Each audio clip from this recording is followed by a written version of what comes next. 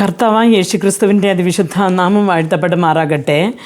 അപ്പോസ്തല പ്രവൃത്തിയുടെ പുസ്തകം 1-ാമത്തെ അധ്യായം അതിൻ്റെ 14-ാമത്തെ വാക്യത്തിൽ നാം ഇങ്ങനെ വായിക്കുന്നു: എരിവുകാരനായ ശീമോൻ, യാക്കോബിൻ്റെ മകനായ യൂദ, ഇവർ എല്ലാവരും സ്ത്രീകളോടും യേശുവിൻ്റെ അമ്മയായ മറിയോടും അവൻ്റെ സഹോദരന്മാരോടും കൂടെ ഒരുമനപ്പെട്ട് പ്രാർത്ഥന കഴിച്ചു പോന്നു എന്ന് കാണുന്നു. പ്രിയ ദൈവമക്കളെ, യേശുക്രിസ്തു മേഘങ്ങളിൽ എടുത്തുകൊള്ളപ്പെടുന്നത് ഇവർ കണ്ടു. അങ്ങനെ ഇവർ കണ്ണിൽ നിന്ന് അങ്ങനെ മറഞ്ഞു പോയി എന്നുള്ള കാര്യം നാം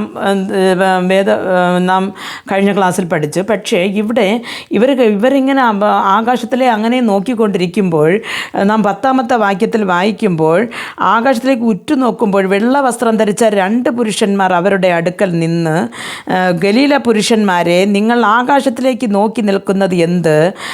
നിങ്ങൾ വിട്ട് സ്വർഗാരോപണം ചെയ്ത യേശുവിനെ സ്വർഗത്തിലേക്ക് പോകുന്നവനായി നിങ്ങൾ കണ്ടതുപോലെ തന്നെ അവൻ വീണ്ടും വരും എന്ന് പറഞ്ഞു. പ്രിയ ദൈവമക്കളെ, അപ്പോൾ ദൈവദൂതന്മാർ പറയുന്നത്, നിങ്ങൾ സ്വർഗത്തിലേക്ക് പോകുന്നത് കണ്ടത് എങ്ങനെ കണ്ടുവോ അതേപോലെ തന്നെ അവൻ വീണ്ടും നിങ്ങളെ ചേർപ്പാൻ നിങ്ങളടുത്തേക്ക് വരും എന്ന് പറയുകയാണ്.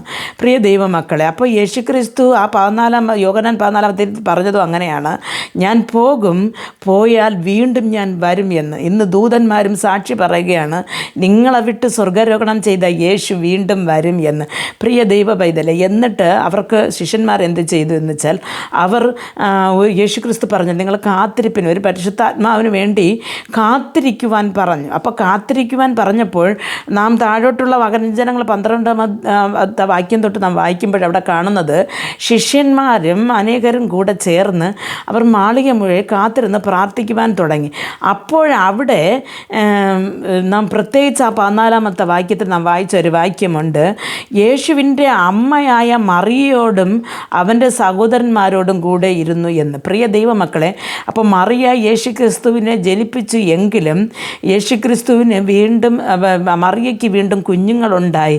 അപ്പോൾ അത് യേശുക്രിസ്തുവിൻ്റെ സഹോദരങ്ങളായി. അപ്പോൾ അമ്മയോട്, അപ്പോൾ അമ്മ ഒരു ദൈവം പോലെ നമസ്കരിക്കപ്പെടത്തക്ക ഒരു സ്ത്രീയാണെങ്കിൽ ഒരിക്കലും പരിശുദ്ധാത്മാവിന് വേണ്ടി കാത്തിരിക്കേണ്ട ആവശ്യമില്ല, ദൈവം അത് ദാനമായി കൊടുക്കുമായിരുന്നു.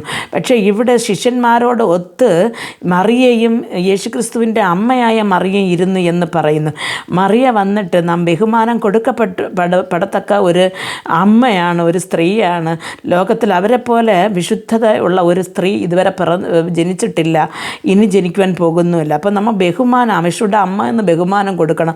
പക്ഷേ ആരാധിക്കപ്പെടത്തക്ക ഒരു സ്ത്രീ അല്ല നമ്മൾ ഈ വചനത്തിൽ നിന്ന് നമുക്ക് മനസ്സിലാക്കുവാൻ സാധിക്കും. നമ്മെപ്പോലെ പാടുള്ള ഒരു സ്ത്രീയായിരുന്നു, ഒരു പാപമുള്ള ഒരു സ്ത്രീയായിരുന്നു, ഒരു നിർമ്മല കന്യകയായിരുന്നു. എങ്കിലും ജന്മപാപം എന്നുള്ളത് മനുഷ്യനിൽ നിന്ന് ജനിച്ച എല്ലാ മനുഷ്യനും ഉണ്ടായിരുന്നു. പക്ഷേ യേശു ആണെങ്കിൽ പരിശുദ്ധാത്മാവിനാൽ ജനിക്കപ്പെട്ടതുകൊണ്ട് പാപം തന്നിൽ ഇല്ലാതിരുന്നു. പ്രിയ ദൈവ പൈതലെ, നാം ഇവിടെ നോക്കുമ്പോൾ, അവിടെ 15-ാമത്തെ വാക്യത്തിൽ നോക്കുമ്പോൾ ഏകദേശം 120 പേരുള്ള ഒരു സംഘം കൂടിയിരുന്നു എന്ന്. അപ്പോൾ യേശുക്രിസ്തുവിൻ്റെ 11 ശിഷ്യന്മാരോടും അമ്മയോടും സഹോദരന്മാരോടും കൂടെ ചേർന്ന് യേശുവിനെ വിശ്വസിച്ച മറ്റ് പലരും വന്ന് പരിശുദ്ധാത്മാവിന് വേണ്ടി കാത്തിരുന്നു. പ്രിയ ദൈവമക്കളെ, ഇന്നും നമുക്ക് ഒത്തുകൊരുമിച്ച് കൂടി പ്രാർത്ഥിക്കുവാനും പരിശുദ്ധാത്മാവിന് വേണ്ടി കാത്തിരിപ്പാനും സകല ജാതികളെ നമുക്ക് ശിഷ്യരാക്കിക്കൊള്ളേണ്ട ഒരു കൃപ ലഭിപ്പാനും നമുക്ക് പ്രാർത്ഥിക്കാം.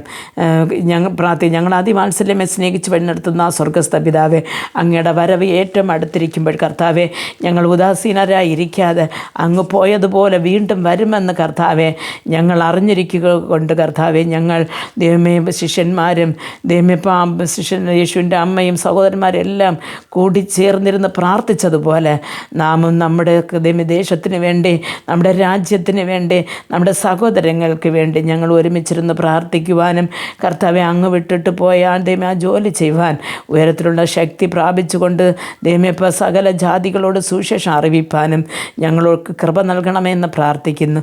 യേശുക്രിസ്തുവിൻ്റെ നാമത്തിൽ പ്രാർത്ഥിക്കുമ്പോൾ പ്രാർത്ഥന കൃപയോട് കേട്ട് മറുപടി നൽകി തരണം നല്ല പിതാവേ.